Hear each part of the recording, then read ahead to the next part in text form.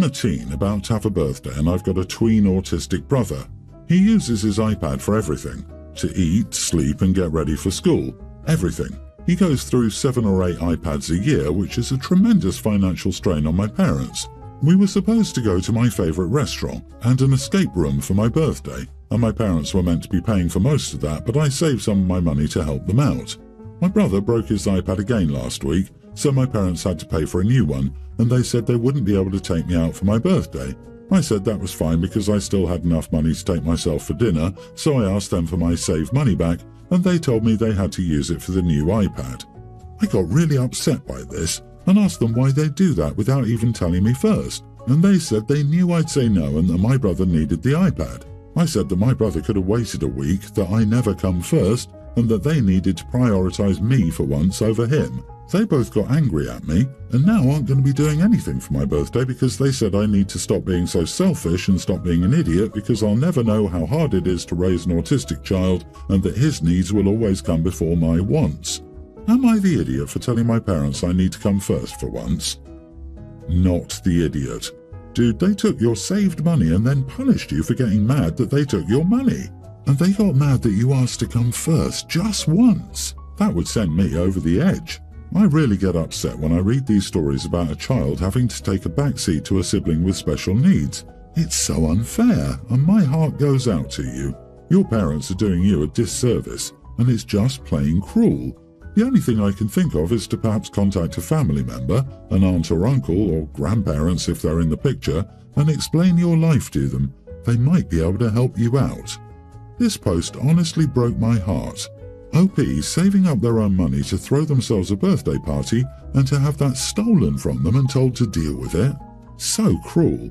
Also, what the heck is bro doing to his iPads? Both my kids have autism, and as crappy as their Amazon tablets have gotten over the years, there is not one crack on the screen, and they were tantrum happy at the ages they got them. Your parents are stupid. Why aren't they getting insurance for devices or warranties? 7 to 8 iPads a year is insane to me. And they're Apple iPads? Absolutely insane. Right? Come on, if he's truly that violent and going through that many a year, then for goodness sake stop buying him damn iPads. He doesn't need something that expensive. Why do your parents have your money? Regardless, they stole from you. Them being angry and calling you selfish reeks of guilt. They know they're doing the wrong thing here but want to shift the blame. Raising an autistic kid is hard, but being a sibling to one also comes with its own challenges, and I say this as an autistic person myself. They had 2 children, they needed to parent them both. Is it harder and more exhausting given these circumstances? Yes, but that doesn't give them the right to neglect you. Sadly, when you move out at 18 and rarely call or visit, they'll be all over you. But until then, benign neglect is the way to go. Hint, benign neglect never is benign to the neglected. I hope you still have a wonderful birthday. I, 31 female, have had my cat Sally since I was 18. I found her as a kitten outside my college dorm. We've been together since. I also have a daughter, pre-tween, who loves Sally too. I met her father through Sally. He worked at a pet store when I first got her. I never owned a cat before, so I ended up asking a lot of questions. He gave me his number and the rest was history. We were engaged and planned to get married after my daughter was born. He died in a crash when I was 7 months pregnant. It was the darkest period of my life. Without Sally, I don't think I'd still be alive today. The problem is my current boyfriend. I had no desire to date for a long time after my fiancé's death. I was devoted to my daughter and cat. Then, around 1.5 years ago, I met Jeff, 34 male, at a party. We started chatting and had a lot in common. I explained my past to him and told him my daughter was my priority. He said he understood because he's a dad to a boy with his ex. On our first date, I showed him a picture of my daughter holding my cat and told him all about Sally. He just said that she was very cute. We began to get serious. I could see a future with him. 2 months ago, we met each other's kids at the park. We all got along great, so I was happy. Then he stayed the night at my house for the first time a couple of weeks ago. He'd never been inside my house for more than 30 seconds. My daughter was gone for the weekend and his son was with his ex. He suggested that we have a relaxing weekend to ourselves and he came to my house. Within half an hour of him being there, he was sick. His face was red and leaky. He had a nasty rash and some trouble breathing. He then told me he's been severely allergic to cats since childhood. We left to go to his house. I asked him why he hadn't told me about his allergy before. He said he hadn't been around cats for a while and hoped his allergy had faded over the years. He said he'd still like to stay at my house sometime.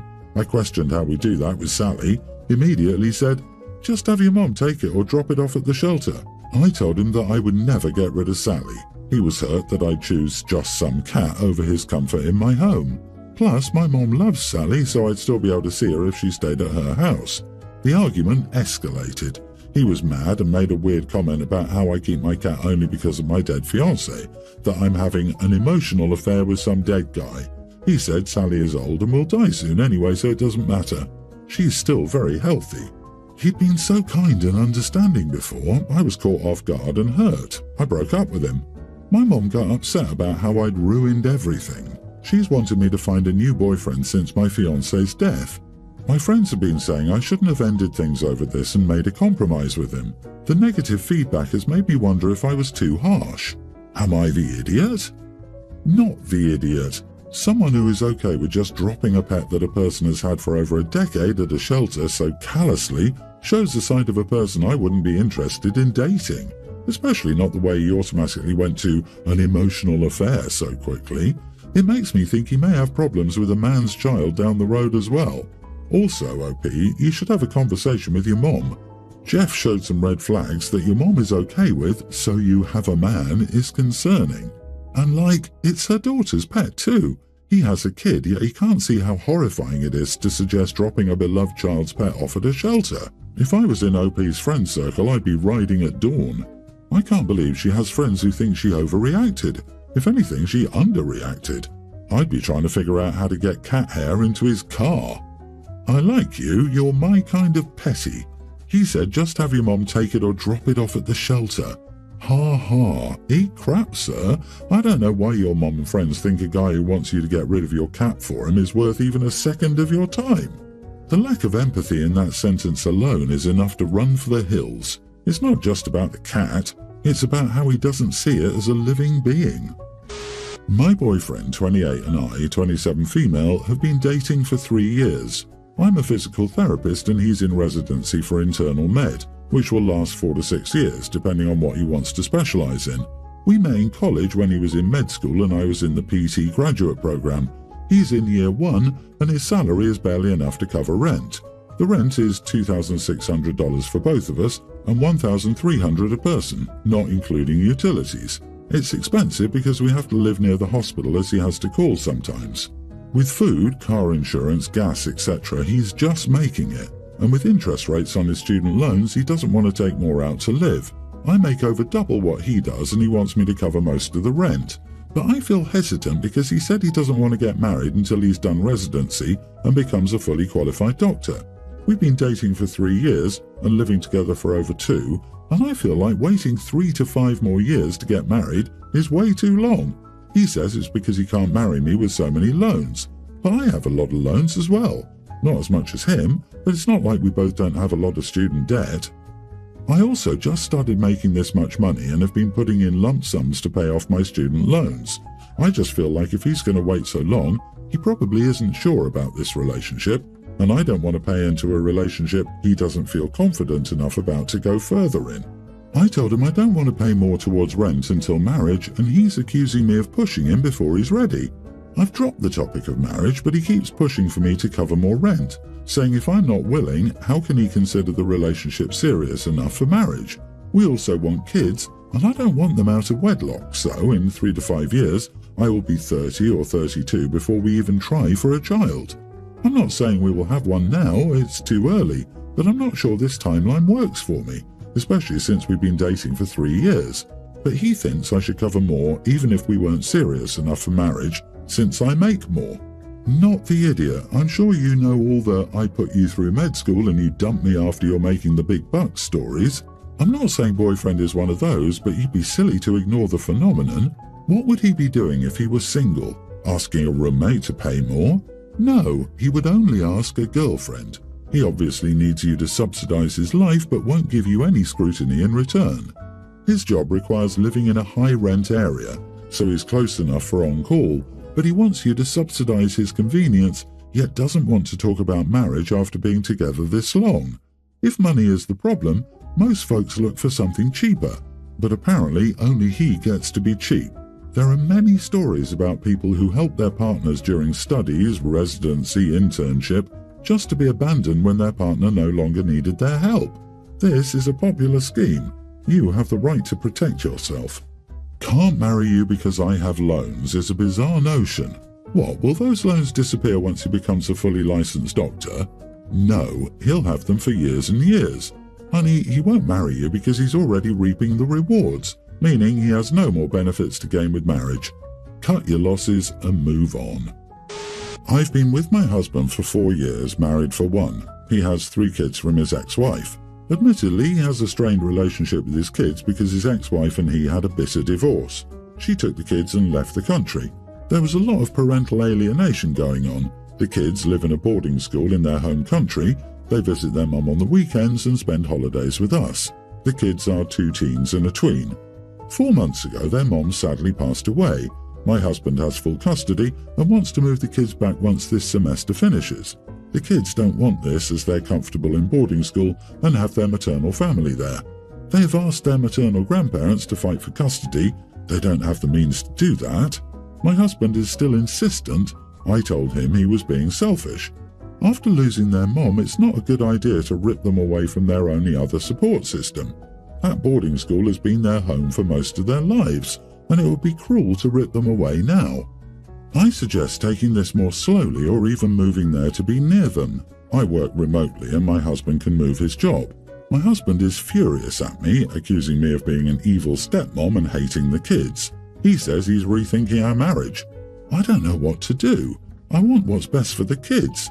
They live in Northern Europe and we live in the US. I hate the schools here, not to mention all their extended family is there. I just don't think they would react well to this change, and it would only alienate them more. Am I the idiot?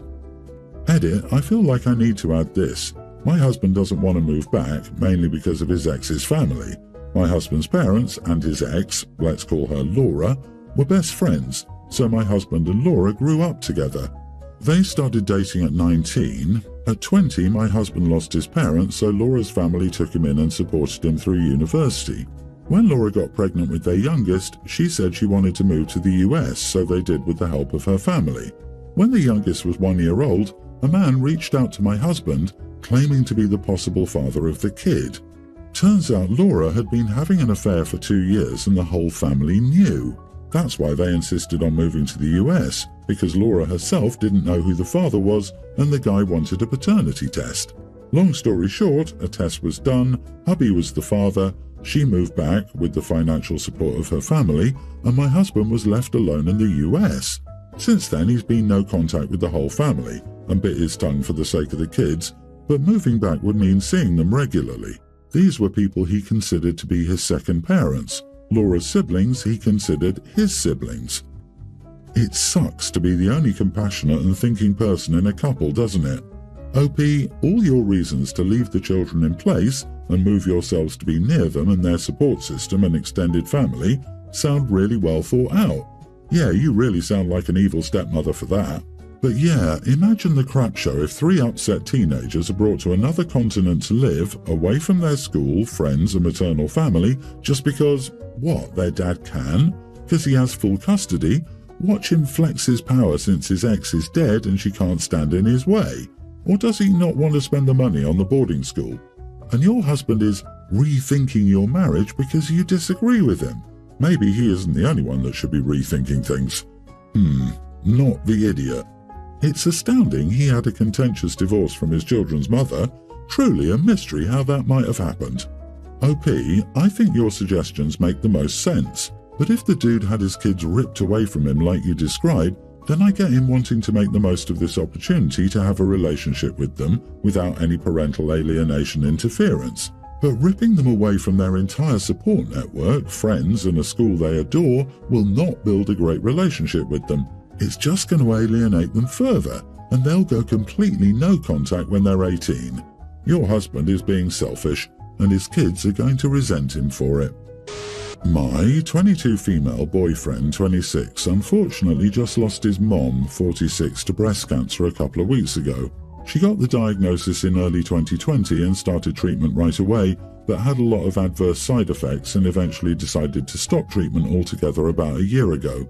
So we knew this was coming for a while, but it's been hard now that she's gone. We only started dating a couple of months ago before her diagnosis, so I've tried to be as supportive as possible for most of our relationship. He's obviously grieving, and I'm hurting for both him and his mother. He's come over a lot in the past couple of days, and I feel like he really needs me right now. The funeral was yesterday, and I assumed I'd be sitting next to him for support because I didn't know anyone else. Traditionally, the immediate family sits together up front, but he told me that I'm basically family to him because we know we're getting married sometime in the next year. So it was him, his dad, his brother's wife, and me. Nobody said anything about it, so I assumed it was okay. And I made sure to stay out of about 90% of the family pictures and give them their space during more intimate parts of the service. Well, now many of his family, friends and extended family are gossiping about it, and I feel bad. I didn't realize it was such a big deal where I was sitting. Am I the idiot for sitting next to my boyfriend at his mom's funeral? Not the idiot. There. People are dissing you for being supportive of your boyfriend because what exactly? If your boyfriend had a problem, he could have said so. Ask him if he had a problem, and if he did, apologize, then let it go. There will always be folks who gossip over petty things, so don't take it to heart. Exactly. And if she'd sat away from him, those gossipy hens would be clucking about that. Those people are behaving atrociously. Events like this bring out the worst in people. In this case, all the harpies are now flocking to point fingers at whoever they can, when really this should be about grieving as you need and supporting those struggling. OP, I consider you family. You've been there for him since before and through his mother's illness. There are too many people who would have run and left him in that situation. I rate that kind of girl the same as I rate those complainers. Your boyfriend wanted you beside him. No one else's opinion matters. His mom would have wanted you to be there for him.